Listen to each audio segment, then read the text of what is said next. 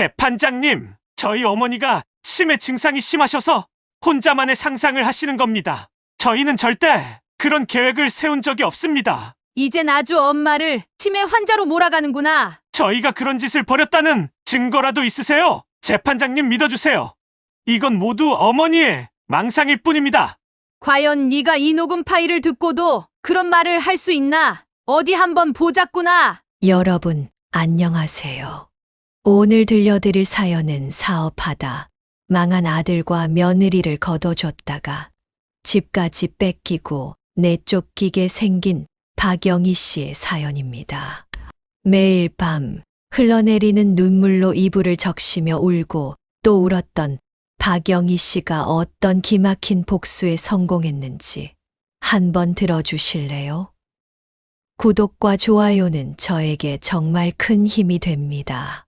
사연을 시작하기 전 좋아요 한 번씩 꼭 부탁드립니다. 그럼 지금부터 오늘의 사연 시작하겠습니다. 여러분, 안녕하세요. 제 이름은 박영희입니다. 저는 지난 30년 동안 새벽 4시만 되면 저절로 눈이 떠졌습니다. 아침 식사를 하러 오는 손님들에게 따뜻한 밥과 국을 내놓기 위해선 이른 새벽부터 움직일 수밖에 없었으니까요. 솥에서 피어오르는 김을 바라보며 잠깐 생각에 잠겼습니다. 아무리 부지런히 움직여도 가슴 한구석이 허전한 건 왜일까요? 어느덧 남편이 세상을 떠난 지도 벌써 10년이 넘었습니다. 그 외로운 세월 동안 제게 힘이 되어준 건 아들 재성이뿐이었습니다. 그런 재성이가 잘 다니던 직장을 그만두고 사업을 시작하겠다고 했을 때 저는 마음이 덜컥 내려앉는 것 같았습니다. 안정적인 직장을 그만뒀다가 혹시라도 사업이 잘 풀리지 않으면 어떡할까 너무 걱정이 돼서 몇 차례 아들을 말려보기도 했습니다. 하지만 아들은 제 걱정과는 다르게 자신감에 찬 목소리로 말했어요.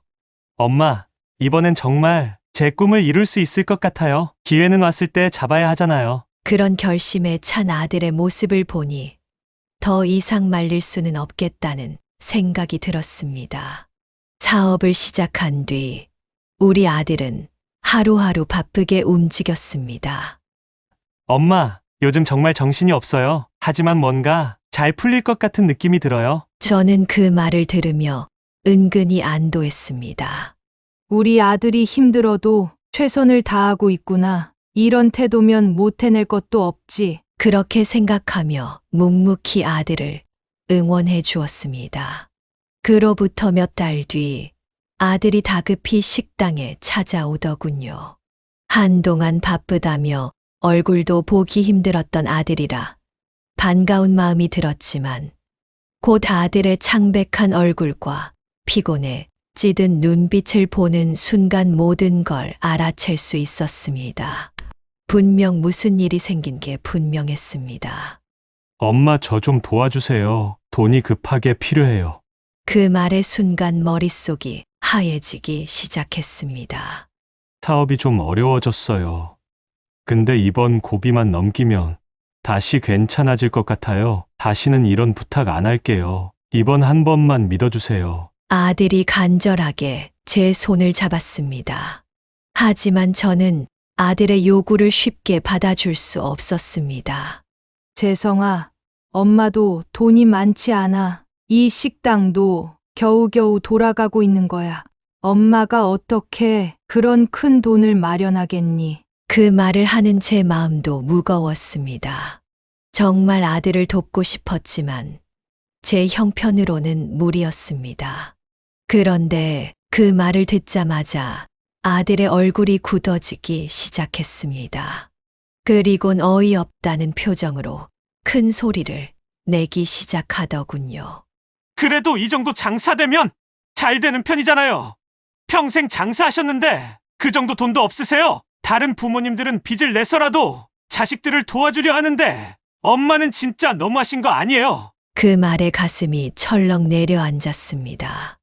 돈을 안 빌려주는 게 너무한 건가요? 평생을 아들 하나 바라보며 살아왔는데 돈을 안 빌려준다고 나쁜 부모라는 말을 들을 줄은 꿈에도 몰랐습니다. 엄마, 이렇게 거절하실 거면 차라리 저랑 연을 끊으세요. 자식이 돈 좀 빌려달라는데 그것도 못 해주는 게 부모인가요? 아들이 그렇게 말하고 식당 문을 나가는 모습을 보고 저는 한동안 멍하니 서 있을 수밖에 없었습니다. 그날 밤 잠이 한숨도 오지 않더군요. 내가 아들을 잘못 키운 걸까? 아니면 내가 너무 냉정했던 걸까? 후회와 자책이 머리를 가득 채웠습니다. 하지만 저는 혼자 남는 게 무서웠습니다. 남편도 먼저 세상을 떠났고 평생 일만 하느라 친구도 없는 제게 우리 아들마저 등을 돌리면 정말 세상에 혼자 남는 것 같았기 때문입니다. 결국 저는 고심 끝에 돈을 빌려줬습니다. 이번만이야. 2번 다시는 안 돼. 그렇게 스스로 다짐하며 아들에게 돈을 건넸습니다. 하지만 그로부터 몇 달 뒤 아들이 똑같은 이유로 저를 다시 찾아왔습니다. 엄마, 진짜 이번이 마지막이에요. 제발 한 번만 더 도와주세요. 아들의 얼굴은 창백했고 말투에는 간절함이 묻어 있었습니다. 하지만 저는 그런 아들의 모습이 너무 괘씸했어요. 재성아, 저번에 빌려간 돈도 아직 하나도 안 갚았잖니. 그런데 또 돈을 빌려달라고 하면 엄마는 어떻게 하라는 거니? 제 말에 아들은 고개를 숙인 채로 한참을 침묵하더니 마치 결심이라도 한 듯 제 앞에 무릎을 꿇었습니다. 엄마, 저번에 빌려주신 돈이랑 이번에 도와주시는 것까지 다 합쳐서 차용증을 쓸게요. 만약 차용증대로 갚지 않으면 그때는 절 신고하셔도 좋아요. 제발 한 번만 더 도와주세요. 정말 마지막이에요. 그 말을 듣고 있으니 순간 마음이 복잡해지기 시작했습니다. 아들이 너무 괘씸하기도 했지만 얼마나 급했으면 엄마 앞에서 이렇게 애원을 할까라는 생각이 들었습니다. 그리고 차용증대로 갚지 않으면 신고해도 좋다는 말을 들으니 이번에는 정말 갚겠지. 라는 생각이 들었습니다. 이번이 진짜 마지막이야. 다시는 이런 일로 엄마를 힘들게 만들지 않았으면 좋겠어. 결국 저는 또다시 아들에게 돈을 건네주고 말았습니다. 마음속 깊이 불안한 예감이 밀려왔지만 그래도 우리 아들을 한 번만 더 믿어보자는 생각했습니다. 하지만 그런 생각은 큰 실수였습니다. 예상대로 연락도 끊겼습니다. 전화도 받지 않았고 식당에 찾아오지도 않았습니다. 무자식, 상팔자라는 말이 괜히 있는 게 아니구나. 그 말을 매일같이 떠올리며 후회했습니다. 그렇게 시간이 흐르고 1년 만에 아들이 며느리와 함께 가게에 찾아왔습니다. 돈을 빌려가 놓고 어떻게 된 게 그동안 연락 한 번 없었냐고 따끔하게 질책을 하고 싶었지만 그래도 제 아들이니 걱정부터 앞서더군요. 재성아, 요새 밥은 먹고 다니니? 잠깐만 있어. 엄마가 따뜻한 밥 한 그릇 차려줄게. 상을 준비하며 조심스럽게 물었습니다. 그동안 무슨 일이 있었어? 어떻게 된 거야? 엄마한테 솔직하게 말해줬으면 좋겠어. 아들은 고개를 숙이고 아무 말도 하지 않았습니다. 대신 며느리가 제 말에 대답하더군요. 어머님, 저희가 일부러 안 갚은 건 아니에요. 꼭 갚을게요. 그런데 지금은 재성 씨가 다시 취직을 하려고 해도 받아주는 데가 없어요. 신입사원으로 들어오기엔 나이가 많다며 어딜 가든 거절만 당하더라고요. 그 말을 들으니 미웠던 마음은 온데간데 없고 아들이 걱정부터 되기 시작하더군요. 그래서 엄마한테 무슨 말을 하고 싶어서 찾아온 거야? 저희가 어머님 가게에서 일할 수 있게 해주세요. 열심히 일하고 어머님께 월급 받으면서 조금씩 갚아 나갈게요. 제발 저희가 다시 일어설 수 있는 기회를 주세요. 며느리의 간절한 말을 들으니 가슴이 먹먹해지기 시작했습니다. 하지만 가게에는 이미 수십 년을 함께한 직원 두 분이 계셨습니다. 그분들은 단순한 직원이 아니라 저에게는 가족 같은 존재였어요. 만약 아들과 며느리를 가게 직원으로 쓰려면 그분들을 해고해야만 하는 상황이었습니다. 너희를 가게 직원으로 쓰려면 같이 일하던 두 분을 내보내야 하는데 엄마는 그럴 수 없어. 그분들은 엄마한테 직원, 그 이상의 의미가 있는 분들이야. 재성이 너도 잘 알지 않니? 제 말에 아들은 한참을 고개를 숙이고 있다가 힘겹게 입을 열었습니다. 엄마, 저도 정말 큰 용기 내서 이렇게 엄마 앞에 온 거예요. 저도 다 알아요. 이런 부탁하면 엄마가 얼마나 곤란한지. 하지만 한 번만 기회를 주시면 안 될까요? 정직하게 땀 흘려 일해서 반드시 빌린 돈도 갚고 다시 사람답게 살아보고 싶어요. 아들의 목소리에는 절박함이 묻어 있었습니다. 그렇게 쉽게 결정 내릴 수 있는 문제가 아니야. 그분들한테는 생계가 달린 문제인데 어떻게 이렇게 쉽게 내보낼 수 있겠니? 엄마한테 며칠만 시간을 줘. 엄마가 충분히 생각해보고 다시 연락을 줄게. 며칠 밤을 뒤척인 끝에 결국 직원 두 분께 이야기를 꺼냈습니다. 가게가 한산할 때 두 분을 조심스럽게 부르고 마음을 다잡고 어렵게 말을 꺼냈어요. 사실 제 아들과 며느리가 가게에서 일을 배워보고 싶다고 해서요. 그런데 두 분이 계신 상태로는 어려워요. 정말 죄송합니다. 제 말에 두 분은 잠시 서로를 바라보더니 한 분이 먼저 부드럽게 말했습니다. 사장님, 저희도 이제 나이가 많아서 그만둘 때가 된 것 같아요. 너무 걱정하지 마시고 가족부터 챙기세요. 그 말을 듣는 순간 저는 그만 눈물을 쏟고 말았습니다. 그분들이 저를 위해 일부러 그런 말을 한다는 걸 알기에 마음이 더 무거웠습니다. 그동안 정말 감사했어요. 제가 퇴직금은 꼭 더 챙겨 드릴게요. 두 분은 고개를 저으며 말했습니다. 아니에요, 사장님. 그동안 좋은 사장님 만나서 잘 지냈어요. 그동안 감사했습니다. 그렇게 눈물로 서로의 손을 꼭 잡고 작별을 나눴습니다. 가게 문이 닫히는 소리가 유난히 무겁게 느껴지는 날이었습니다. 아들과 며느리가 가게에 첫 출근을 하기로 한 날, 저는 새벽부터 주방을 정리하며 아들과 며느리가 오길 기다렸습니다. 그런데 출근 시간인 새벽 4시가 되어도 아들과 며느리는 나타나지 않았습니다. 시간이 갈수록 초조함은 커졌습니다. 5시, 6시가 되어도 그들은 나타나지도 않고 전화도 받질 않았습니다. 설마 무슨 일이라도 생긴 건가? 하는 걱정과 대체 왜 이러는 걸까? 하는 답답함이 뒤섞였습니다. 손님들이 들어오기 시작하면서 저는 아들과 며느리를 기다릴 여유조차 없어졌습니다. 아들과 며느리 때문에 원래 일하던 직원 두 분이 떠나고 나니 혼자서 주방과 홀을 오가느라 정신이 없었습니다. 속으로 수없이 한숨을 쉬며 도대체 언제 오는 거야? 라는 생각만 가득했어요.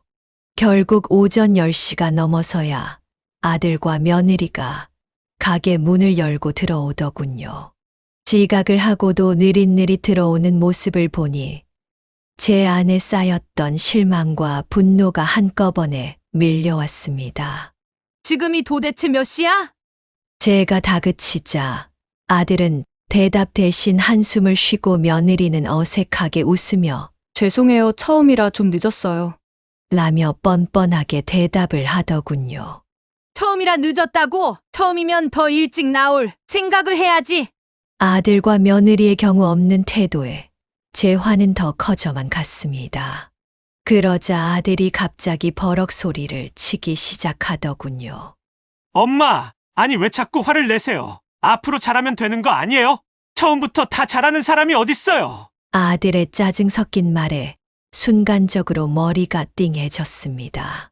처음이라 일을 잘 못할 수는 있어도 출근 시간은 지켜야 될 거 아니야. 장사가 장난이야? 참아왔던 화가 터져 나왔습니다. 내일부터 제대로 하면 될 거 아니에요. 그 정도도 이해 못 해주세요? 순간 가슴이 철렁 내려앉는 기분이 들었습니다. 말문이 막히고 눈앞이 아득해졌습니다. 결국 그날 식당은 온종일 어색한 분위기였습니다. 손님들 앞에서는 서로 애써 아무렇지 않은 척했지만 쌓일 대로 쌓인 감정들이 터질 것만 같았습니다. 폭발하려는 감정을 꾹 눌러 담으며 오늘 하루가 무사히 지나가기만을 바랬어요. 하지만 며칠이 지나도 상황은 달라지지 않았습니다. 새벽 4시에 출근하기로 했던 아들과 며느리가 6시에 나오면 그나마 다행이었고 8시가 넘어서야 모습을 보일 때도 있었습니다. 제가 새벽에 혼자 주방과 홀을 오가며 허둥지둥 일을 하고 있을 때 아직도 편하게 잠들어 있을 거란 생각에 계속 화가 치밀어 올랐습니다. 결국 참다 못해 재성이에게 다시 한번 따져 물었습니다. 이게 뭐 하는 짓이냐? 이렇게 성실하지 못해서 대체 그동안 무슨 사업을 하겠다고 했던 거니? 그러자 오히려 아들이 짜증을 내며 받아쳤습니다. 엄마, 제발 그만 좀 하세요. 나도 나름대로 열심히 하고 있단 말이에요. 그리고 왜 자꾸 지난 얘기를 들추세요? 그 말을 듣는 순간 다시 한번 가슴이 쪼개지는 듯 했습니다. 괜히 아들을 도와주려 했다가 이런 뻔뻔하고 경우 없는 말을 듣게 되는 것 같아 너무 억울하고 서러웠습니다. 내일이면 달라지지 않을까 기대를 해봤지만 다음 날도 그 다음 날도 똑같은 실수와 다툼의 반복이었습니다. 그러다 어느 날 쭈그려 앉아 물건을 들어 올리는데 갑자기 허리에 심한 통증이 밀려왔습니다.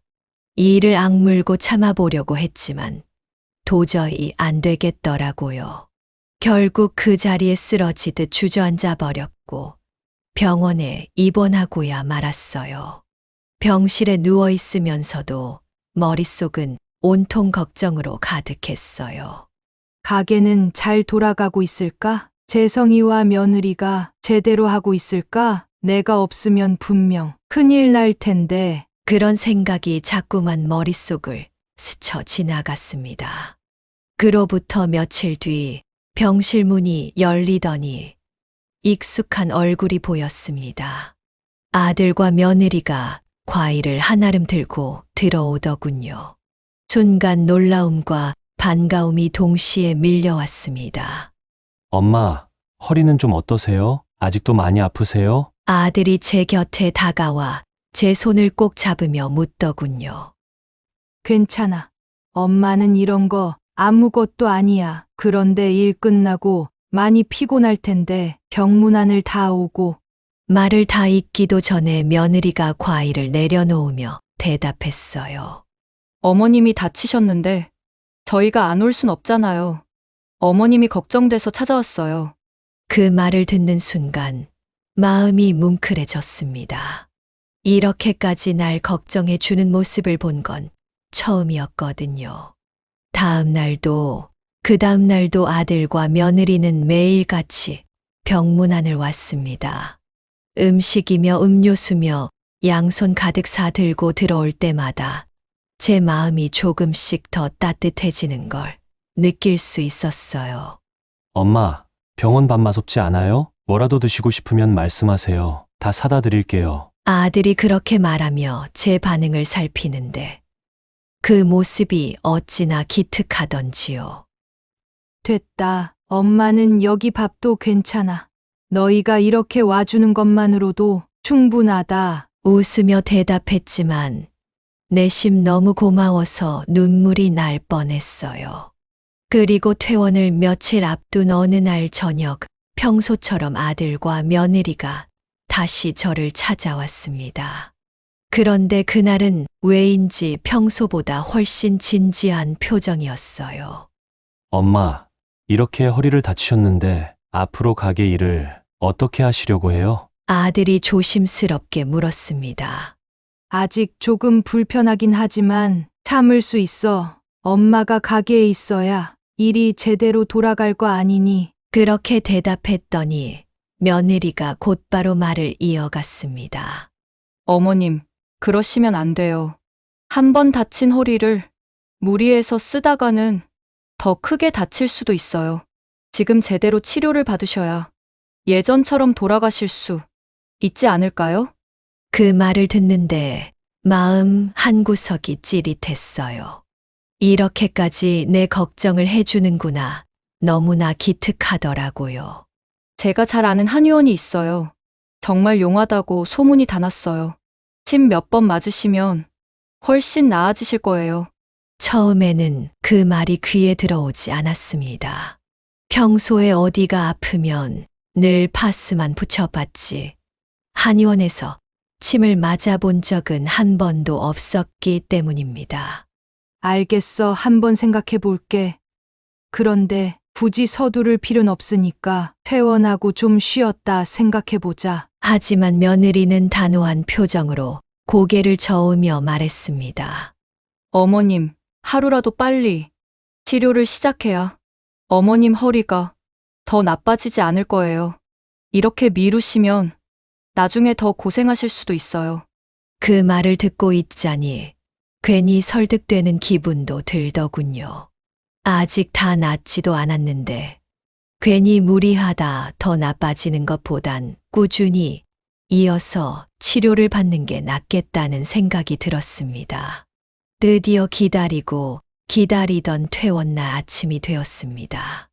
아들과 며느리는 제가 퇴원 수속을 끝내길 기다리고 있었어요.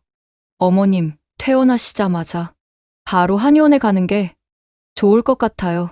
거기서 제대로 치료를 받으셔야 허리가 하루라도 빨리 괜찮아질 거예요. 며느리가 그렇게 말하더니 아들을 바라보며 미소를 지었습니다. 엄마, 저희가 다 알아봤어요. 거기 진짜 용하다고 소문이 자자하더라고요. 걱정하지 마세요. 아들도 맞장구를 치며 환한 웃음을 지어 보였습니다.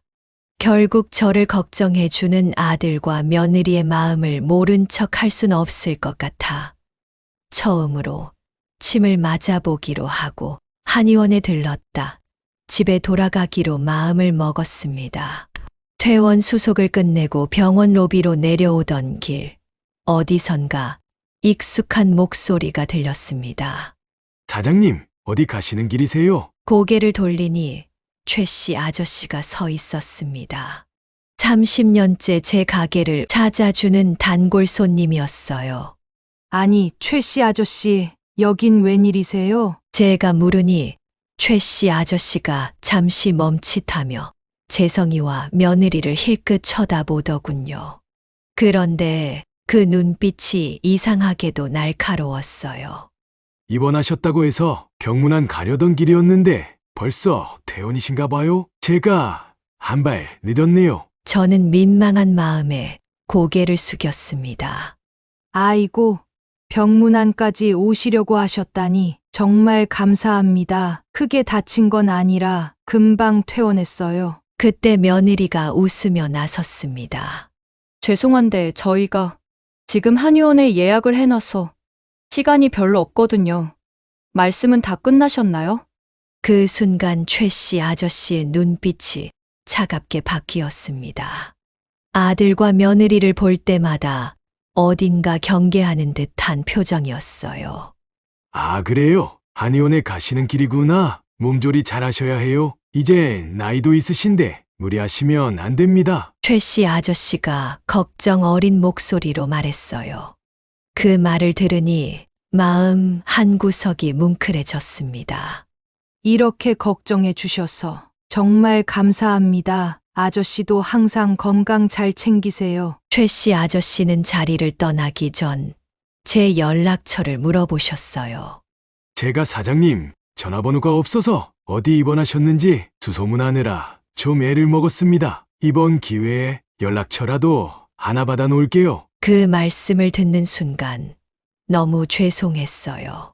제가 저희 가게 30년 단골 손님께 연락처도 하나 안 드렸었나 보네요. 휴대폰 번호를 알려드리고 최 씨 아저씨와 인사를 나눈 뒤 아들과 며느리의 차에 올라탔습니다. 하지만 차가 시내를 벗어나 고속도로에 들어서더군요. 저는 조금 이상한 기분이 들었습니다. 재성아, 한의원이 어디 있는데 이렇게 고속도로까지 타는 거야? 제가 물으니 재성이는 거울을 힐끗 보며 대답했습니다. 엄마, 한의원이 민정이 고향 근처에 있어요. 2시간 정도만 가면 금방 도착해요. 거기 진짜 용한 데라니까요. 며느리가 옆에서 밝게 웃으며 말을 보탰습니다. 어머니, 가시는 길이 경치도 참 좋을 거예요. 가는 길에 드라이브도 하고 맛있는 것도 먹으면서 같이 즐겁게 다녀와요. 아들과 며느리가 데려간다던 한의원이 그렇게 멀리 있는 줄 알았으면 처음부터 안 간다고 할 걸 하는 후회가 조금 들기도 했지만 한편으론 한동안 병실에만 있었는데 오랜만에 바깥 공기를 쐬며 드라이브도 한다니 기대가 되기도 했어요. 그렇게 스스로를 다독이며 차창 밖으로 지나가는 푸른 산과 들판을 바라보았습니다. 잔잔한 산과 나무들, 그리고 드문드문 보이는 작은 마을들도 스쳐 지나갔어요. 조금씩 마음이 들뜨는 걸 느꼈어요. 오랜만에 이렇게 먼 길을 나선 것도, 그리고 아이들과 함께 드라이브를 하는 것도 정말 오랜만이었으니까요. 하지만 차 안에 있는 시간이 지나면서 몸이 점점 무거워지는 느낌이 들었습니다. 병원 침대에서 며칠 동안 계속 누워 있었던 탓인지 몸이 쉽게 지치더라고요. 그런 제 표정을 읽었는지 며느리가 말을 꺼냈습니다. 어머니, 좀 피곤하시죠? 근처 휴게소에 들러서 몸도 좀 풀고 간단히 뭐라도 먹고 가요. 휴게소에 도착해 차에서 내리니 시원한 바람이 불어왔습니다. 바람이 차갑긴 했지만 그래도 시원한 공기가 상쾌하게 느껴졌어요. 그러곤 휴게소 식당에서 간단히 식사를 해결했어요. 식사를 끝나갈 때쯤 아들과 며느리가 커피를 사오겠다며 잠시 자리에 앉아 있으라고 하더군요. 어머니, 저희가 커피 좀 사올게요. 잠시 여기 앉아 계세요. 그 말에 고개를 끄덕이며 대답했습니다. 그래, 다녀와라. 난 여기서 잠시 쉬고 있을게. 아들과 며느리가 커피를 사러 간 동안 휴게소의 분주한 분위기 속에서 저는 혼자 시간을 보내게 됐습니다. 한쪽에서는 사람들이 소리를 지르며 아이들을 챙기고 있었고, 다른 쪽에서는 트럭 운전사들이 휴식을 취하며 대화를 나누고 있었습니다. 커피집에 줄이 긴지 아들과 며느리가 생각보다 금방 돌아오지 않더라고요. 휴대폰을 꺼내 들어 시간을 확인하려는데 최 씨 아저씨로부터 한 통의 문자가 와 있었습니다. 사장님, 꼭 아드님과 며느리분이 안 계실 때 이 문자를 보셔야 해요. 그 첫 문장의 순간 심장이 멎는 것만 같았습니다. 문자를 한 글자씩 천천히 읽어 내려가는데 제 손이 저도 모르게 떨리기 시작했습니다. 문자엔 이런 내용이 적혀 있었습니다. 며칠 전 식당에 갔더니 사장님이 안 계시더군요. 아드님께 물어보니 사장님이 병원에 입원 중이라는 말을 하더군요. 식사를 끝내고 계산을 하러 가다가 우연히 아드님과 며느리분이 주방에서 나누는 대화를 들었습니다. 사장님께서 꼭 아들과 며느리가 어떤 이야기를 나눴는지 아셔야 할 것 같아서 바로 녹음을 했습니다. 꼭 아들과 며느리가 없을 때 확인하셔야 합니다. 순간 숨이 멎는 것 같았습니다. 녹음 파일이라니 어떤 내용이길래 녹음 파일까지 보내신 거지?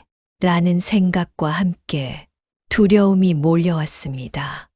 평생 믿고 의지해온 내 자식이, 내 며느리가 도대체 어떤 대화를 나눴길래 이런 걸 보내온 걸까 싶었습니다.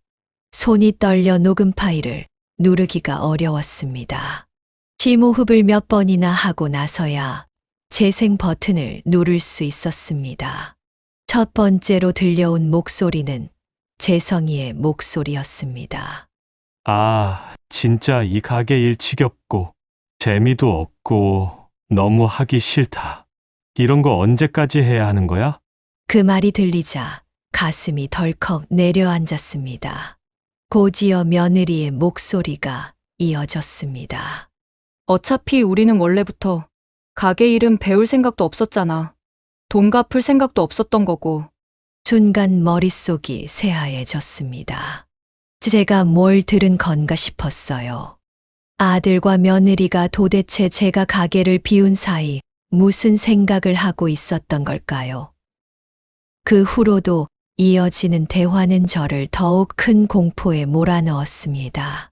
하루라도 빨리 이 가게랑 건물을 뺏어와야 돼. 늙어 죽기 전까지 기다릴 순 없잖아. 며느리의 차가운 말투가 들리자마자 제 머릿속에서는 며느리와의 모든 대화들이 스쳐 지나갔습니다. 조금 전까지 저를 걱정해주고 다독이던 목소리와는 전혀 다른 사람이었어요. 혹시 다른 좋은 생각이라도 있어? 재성이가 묻자 며느리가 낮은 목소리로 대답했습니다. 내가 알아둔 정신병원이 있어. 이미 어머님 치매 걸렸다고 얘기도 다 해놨고 거기 가둬두면 진짜 아무도 못 찾을 거야. 확실해. 괜히 잘못 가뒀다가 우리가 피해볼 수도 있으니 진짜 확실하게 해야 돼. 여보 걱정하지 마. 거긴 어머니 말고도 자식들이 버린 부모들이 한 트럭이야. 그 순간 손에서 휴대폰을 떨어뜨리고 말았습니다. 내가 평생을 바쳐 키운 자식이, 내가 사랑을 주며 보듬었던 며느리가 어떻게 이런 말을 할 수 있는지 도저히 믿을 수 없었습니다. 손이 떨리고 숨이 가빠졌습니다. 어떻게든 숨을 크게 들이쉬어 보려 했지만 호흡은 계속 가빠져 왔습니다. 어떻게 인간의 탈을 쓰고 이런 말을, 이런 짓을 벌일 수 있는 걸까? 녹음 파일 속 아들과 며느리의 말은 마치 비수처럼 제 가슴을 파헤치는 것만 같았습니다. 어머님 커피 가져왔어요. 며느리가 밝게 웃으며 커피를 내밀었지만 그 손길조차 낯설고 무겁게 느껴졌습니다.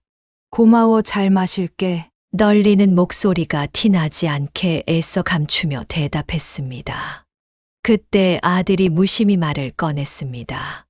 엄마, 이제 출발하면 도착할 때까지 화장실 못 가실 텐데 괜찮으세요? 저는 긴장돼서 쿵쾅거리는 심장을 최대한 진정시키며 평온하게 대답했습니다. 난 괜찮아. 너희 없을 때 미리 다녀왔어. 아들은 고개를 끄덕이며 일어나 말했습니다. 그럼 저는 잠깐 볼일 좀 보고 올게요. 며느리도 곧바로 따라 일어나며 말했습니다. 어머니, 그럼 저도 화장실 좀 다녀올게요. 앞에서 잠시만 기다리고 계세요. 그들이 화장실 쪽으로 걸어가는 모습을 바라보며 이 순간이 내가 살아남을 수 있는 마지막 기회라는 생각이 들었습니다. 지금이 마지막 기회야. 내 인생을 이렇게 끝낼 순 없어. 저는 주위를 다급히 둘러보기 시작했습니다. 그때 고속버스에 타기 시작하는 관광객분들이 눈에 들어왔습니다. 저는 온 힘을 다해 달려 고속버스에 무작정 올라탔습니다. 승객들은 다들 지정된 자리를 찾아 앉는 중이었고, 저는 비어있는 자리에 조용히 앉아 숨을 고르며 가방을 꼭 붙들었습니다. 심장이 요동치는 소리가 제 귀에까지 들리는 것 같았습니다. 잠시 후 운전기사가 승객 수를 확인하러 차 안에 들어왔습니다. 그러곤 이내 제 자리를 향해 다가오며 물었습니다. 할머니는 누구세요? 왜 여기 타고 계신 거예요? 명단에 없으신데요. 순간 얼굴이 화끈거렸습니다. 하지만 어떻게든 아들 며느리로부터 도망쳐야 한다는 생각에 저는 간절한 목소리로 부탁했습니다. 기사님, 가시는 길에 아무데나 내려주세요. 부탁입니다. 돈은 얼마든 드릴 테니 제발 좀 도와주세요. 운전기사는 난처한 표정을 지었습니다. 그럴 순 없습니다. 할머니, 안 내리시고 계속 여기 계시면 제가 출발을 못해요. 그러면 다른 분들이 피해를 봅니다. 죄송하지만 내려주세요. 운전기사의 단호한 말에 저는 더 간절하게 부탁했습니다. 정말 급한 사정이 있어서 그래요. 그러면 잠시만 제 이야기 좀 들어줄 수 있어요? 제발요. 운전기사는 한숨을 쉬며 그럼 바쁘니까 도대체 무슨 사정인지 짧게 말씀해 보세요. 하고 말했습니다. 저는 그동안 있었던 일을 설명했습니다. 녹음 파일과 문자 내용을 포함해 지금 제 생명이 위험하다는 사실을 털어놨습니다. 운전기사는 처음에는 믿지 못하겠다는 표정이었지만 제 떨리는 손과 간절한 눈빛을 보더니 조용히 고개를 끄덕였습니다. 알겠습니다. 그러면 가는 길에 마을이 보이면 내려드릴 테니 일단 경찰에 신고부터 하세요. 저는 목적지까지 운전을 해야 돼서 그 이상은 도와드릴 수 없어요. 운전기사는 다시 운전석으로 돌아갔고 저는 창밖으로 스쳐 지나가는 풍경들을 바라보며 조용히 눈물을 흘렸습니다. 이렇게 도망쳐야만 하는 제 처지가 비참하고 서글펐습니다. 어디서부터 잘못된 걸까?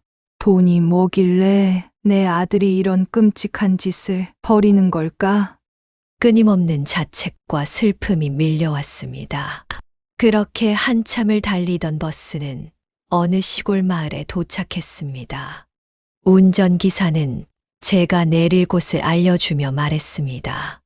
이쯤 왔으면 아들과 며느리가 할머니를 못 찾을 겁니다. 하지만 손님들이 있어서 제가 직접 도와드리긴 어렵습니다. 꼭 경찰서부터 가세요. 저는 고개를 숙이며 연신 감사의 말을 전했습니다. 마을 경찰서로 발걸음을 옮긴 저는 경찰관에게 자초지종을 모두 설명했습니다. 경찰은 제 말을 조심스레 듣더니 말했습니다. 일단 할머니의 이야기는 잘 알겠습니다. 하지만 이 말씀이 사실인지 아들과 며느리가 진짜 그런 계획을 세웠는지는 저희도 조사를 해봐야 합니다. 그들은 사건을 제 주소지 근처 경찰서로 이관하겠다고 말하며 오늘 밤 지낼 곳이 있냐고 물었습니다. 저는 고개를 저었고 경찰은 직접 근처 여인숙 잡는 것까지 친절히 도와줬습니다. 다음 날 아침 어제 경찰관이 찾아와 제가 집으로 돌아가는 버스 티켓을 끊는 것까지 도와주더군요. 저는 경찰관의 도움에 다시 한번 감사 인사를 전하며 다시 서울로 향했습니다. 집으로 돌아가는 길 내내 다시 걱정이 들기 시작했습니다. 분명 집에 도착하면 아들과 며느리가 기다리고 있을 것 같다는 생각이 머리를 떠나지 않았기 때문입니다. 순간 저는 저에게 아들과 며느리의 계획을 알려줬던 최 씨 아저씨가 떠올랐습니다. 아저씨, 저 좀 도와주세요. 부탁드려요. 아이고 사장님, 연락이 없어서 얼마나 걱정했는지 몰라요. 지금 어디 계신 겁니까? 아들이랑 며느리랑 같이 있는 건 아니시죠? 최 씨 아저씨의 목소리에는 걱정과 안도감이 섞여 있었습니다. 저는 그동안 있었던 일을 차근차근 설명했습니다. 제가 너무 놀라고 정신이 없어서 어제는 연락을 못 드렸어요. 저희 집에 가면 분명 아들과 며느리가 기다리고 있을 것 같은데 실례가 안 된다면 아저씨 댁에서 신세 좀 칠 수 있을까요? 제 간곡한 부탁을 들은 최 씨 아저씨는 한치의 망설임도 없이 말했습니다. 그럼요. 걱정 말고 오세요. 제가 뭐든지 도와드릴게요. 최 씨 아저씨의 따뜻한 말에 눈물이 왈칵 쏟아졌습니다. 정말 감사합니다, 아저씨. 정말 감사합니다. 떨리는 목소리로 몇 번이고 인사를 하며 전화를 끊었습니다. 그날부터 전 최 씨 아저씨의 집에 신세를 지게 되었습니다. 마음 한구석은 여전히 불안했지만 누군가가 내 편이 되어준다는 것만으로도 조금은 안심이 되었어요. 그리고 최 씨 아저씨의 도움으로 변호사도 소개받을 수 있었어요. 변호사에게 그동안 있었던 일을 설명하자 변호사는 진지한 표정으로 고개를 끄덕이며 말했습니다. 어머니, 이건 반드시 법적으로 해결해야 할 문제입니다. 증거가 있으니 걱정 마세요. 최선을 다해 도와드릴게요. 변호사의 확신 어린 목소리를 들으니 조금 마음이 놓였습니다. 며칠 뒤엔 변호사와 함께 경찰서를 방문해 제가 겪었던 일을 상세히 진술했습니다. 아들과 며느리가 나눴던 대화, 그들의 계획, 그리고 제가 느낀 공포까지 하나하나 설명했습니다. 경찰은 제 진술을 꼼꼼히 기록하며 말했습니다. 걱정 마세요. 사건을 철저히 조사해서 진실을 밝히겠습니다. 그리고 어머님께서 신청하신 신변보호 요청도 바로 처리해드리겠습니다. 그 말에 저는 겨우 숨을 쉴 수 있었습니다. 하지만 머릿속에서는 여전히 아들과 며느리의 얼굴이 떠올랐습니다. 그들이 이 사실을 알고 분노하며 나를 더 큰 위험에 빠뜨리진 않을까 두려웠어요. 경찰이 제게 신변보호를 위한 긴급 연락망과 위급 상황에서 사용할 위치, 추적기가 포함된 기기를 제공해 줬지만 저는 집으로 돌아가는 대신 최 씨 아저씨의 집에서 계속 머물렀습니다. 혹시 모를 끔찍한 일이 생길까봐 너무 두려웠고 끔찍한 트라우마에 시달리고 있었기 때문입니다. 매일 아침 일찍 눈을 뜨면 문득 들리는 작은 소리에도 심장이 쿵쾅거렸습니다. 혹시라도 누군가 찾아와 문을 두드릴까, 아들과 며느리가 다시 나에게 못된 짓을 저지르는 걸 아닐까 하는 불안감이 저를 짓눌렀습니다. 그들의 차가운 말투와 표정이 떠오를 때마다 손끝이 저리고 머리가 어지러워졌습니다. 차마 밤에 혼자 불을 끄고 잘 수 없을 만큼 공포는 집요하게 저를 따라다녔습니다. 그렇게 불안하고 힘든 하루하루를 보내며 소송 준비에 전념했고 드디어 기다리던 재판 당일이 찾아왔습니다. 법정에 들어서기 전부터 심장이 터질 것처럼 뛰었습니다. 법정 문을 열기 전 한참 동안 복도에서 숨을 고르며 마음을 진정시켜야 했습니다. 하지만 막상 문을 열고 들어섰을 때 제가 본 것은 믿기 어려운 광경이었습니다. 정작 피해자인 저는 심장이 떨리고 손발이 차가워질 정도로 괴로웠는데 그들은 놀랍게도 냉정하고 차분했습니다. 아들은 변호사와 대화를 나누며 미소를 짓고 있었고 며느리는 단정한 차림으로 의자에 앉아 고개를 끄덕이고 있었습니다. 마치 아무 일도 없었다는 듯한 그 태도에 가슴이 쿵 하고 내려앉았습니다. 어떻게 사람이 저럴 수 있을까? 저는 아무리 생각해도 이해할 수 없었습니다. 분명히 녹음 파일 속에 그 무서운 대화를 나누었던 사람들이 바로 저들이고 저를 납치해 외딴 정신병원에 감금시키려 했던 사람들이 바로 저들인데 어떻게 이렇게 태어날 수 있는 걸까? 머릿속이 뒤죽박죽이 되면서도 녹음 파일 속 한마디 한마디가 다시 귀를 울리는 것 같았습니다. 법정의 공기가 차가운지 아니면 내 가슴 속이 얼어붙은 건지 알 수 없을 만큼 숨이 막혔습니다. 그런 와중에 재판이 시작되었고 아들은 변호사를 통해 이런 말을 했습니다. 어머니가 치매 초기 증상을 보이셔서 혼자만의 상상을 하시는 겁니다. 저희는 그런 계획을 세운 적이 없습니다. 단지 한의원으로 가는 길이었을 뿐인데 오해가 생긴 겁니다.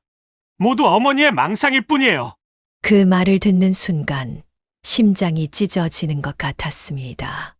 어떻게 부모를 향해 그런 말을 할 수 있는지, 나를 정신이 온전치 못한 사람으로 몰아가려는 아들의 태도에 눈물이 차올랐습니다. 마치 나를 미친 사람으로 만들어서 자신들의 행동을 정당화시키려 하고 있었습니다. 다시금 그날의 공포와 배신감이 몰려오기 시작했습니다. 저는 눈물을 꾹 참으며 변호사를 바라봤습니다. 그러자 변호사가 차분히 증거를 제출하며 말했습니다. 하지만 이 녹음 파일을 들어보시죠. 피해자가 주장하는 내용이 사실임을 입증할 자료입니다. 그 순간 법정 안에 아들과 며느리가 주고받은 대화가 생생히 울려 퍼졌습니다. 어차피 이 가게랑 이 건물 뺏으려고 들어온 거잖아. 저번에 빌렸던 돈으로 잘 먹고 잘 놀았지 뭐. 저 노인네가 죽어야 우리가 가게랑 건물을 가져올 텐데 이렇게 그냥 기다릴 순 없어. 그냥 정신병원에 가둬놓고 실종 처리해버리자. 녹음 파일이 끝나자 법정은 침묵에 휩싸였습니다. 그제야 아들과 며느리의 표정이 굳어지기 시작했습니다. 그들의 변호사도 더는 말을 잇질 못하더군요. 법정에서는 아들과 며느리에게 약취 및 유인 혐의로 실형을 선고했습니다.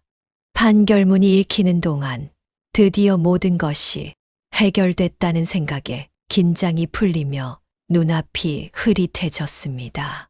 재판이 끝나고 아들과 며느리가 구속되고 나서야 저는 다시 원래 제 집으로 돌아올 수 있었습니다. 하지만 식당 문은 도저히 열 엄두가 나지 않았습니다. 제가 한평생 일했던 주방에서 아들과 며느리가 절 해치기 위한 대화를 나눴다는 상상을 하니 도저히 있을 수가 없었어요. 제 마음을 안정시킬 무언가가 필요했고, 저는 문화센터에 등록해 서예를 배우기 시작했습니다. 한자도 제대로 모르고 붓을 쥐는 것도 어색했지만 글씨를 쓰는 순간만큼은 모든 잡생각이 사라지는 기분이었습니다. 선생님의 지도에 따라 집중해서 한 획씩 그을 때마다 마음이 조금씩 정리되는 것 같았습니다. 수업이 끝난 뒤에는 함께 서예를 배우는 사람들과 커피를 마시며 이야기하는 시간이 너무 즐거웠습니다.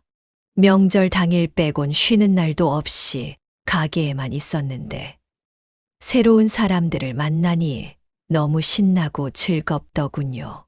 하지만 집으로 돌아오는 길에 다시 혼자가 되면 어김없이 아들과 며느리의 행동이 생각났습니다. 저는 사실 재판이 끝나면 마음이 홀가분해질 줄 알았습니다. 법적으로는 모든 것이 정리됐고 제게 가해진 위협도 사라졌으니 이제는 마음의 짐도 덜어낼 수 있을 거라고 생각했어요. 하지만 현실은 그렇지 않았습니다. 자식이 실형을 선고받는 순간 제가 느낀 감정은 기쁨도 안도도 아니었습니다. 오히려 심장이 조여오는 것 같은 통증과 참을 수 없는 비참함이 밀려왔습니다. 도대체 왜 그런 끔찍한 짓을 벌여서 실형까지 선고받게 된 걸까? 아들과 며느리를 도저히 이해할 수 없었고, 내 인생에 왜 이런 일이 생기게 된 걸까 하늘이 원망스럽기도 했습니다. 제가 그토록 애지중지하며 키운 아이가 감옥에 가게 될 줄은 정말 상상도 못했습니다. 어디서부터 잘못된 건지, 왜 이런 상황까지 오게 되었는지 아무리 생각해도 답을 찾을 수 없었습니다. 그렇다고 해서 그들을 용서해 줄 마음은 없습니다. 아들과 며느리가 제게 남긴 상처와 고통은 이루 말로 표현도 할 수 없습니다. 아무리 자식을 사랑하는 부모라고 해도 그들이 벌인 짓은 도저히 이해할 수도 없고 용서할 수도 없는 것이었습니다. 제 마음은 너무나 복잡하고 너무나 혼란스럽습니다. 아이들을 원망하는 마음과 더불어 스스로를 탓하는 마음도 생깁니다. 어딘가에서 내가 잘못했던 게 있을까? 어쩌면 아이들이 이렇게 된 게 내 탓일까? 라는 생각이 하루에도 몇 번씩 떠오릅니다. 하지만 정작 가장 답답한 건 이 모든 이야기를 주위 사람들에게 꺼낼 수 없다는 사실입니다. 자식들에게 이런 일을 당했다고 누군가에게 털어놓는다는 건 제게는 너무나도 부끄럽고 치욕스러운 일이었습니다. 아들의 행복이 곧 내 행복이 되는 삶이라고 믿었는데 이런 결과는 제가 평생을 잘못 살아온 것만 같았습니다. 그래서 이렇게 여러분께 제 사연을 털어놓게 됐습니다. 아무리 가까운 사람에게도 말할 수 없었던 제 슬픔과 고통을 이렇게 글로 쓰며 누군가에게 위로를 받고 싶었습니다. 여러분, 부디 제게 따뜻한 말 한마디 해주실 수 있나요? 힘내라는 작은 응원이라도 좋습니다. 이제부터 저는 제 남은 인생을 새롭게 살아가려고 합니다. 여러분의 위로와 응원이 분명 제가 다시 일어설 힘이 되어줄 겁니다. 진심으로 부탁드립니다. 지금까지 박영희 씨의 사연을 들어주셔서 감사합니다. 영상을 종료하시기 전 구독과 좋아요, 아직 안 누르신 분들이 계시다면 마지막으로 꼭 한번 부탁드립니다. 이제 2024년의 마지막 주말이 찾아왔습니다. 올 한 해 잘 마무리하시면서 뜻깊고 즐거운 주말 보내셨으면 합니다. 그럼 저는 더욱 흥미진진한 영상으로 다시 여러분을 찾아뵙겠습니다. 감사합니다.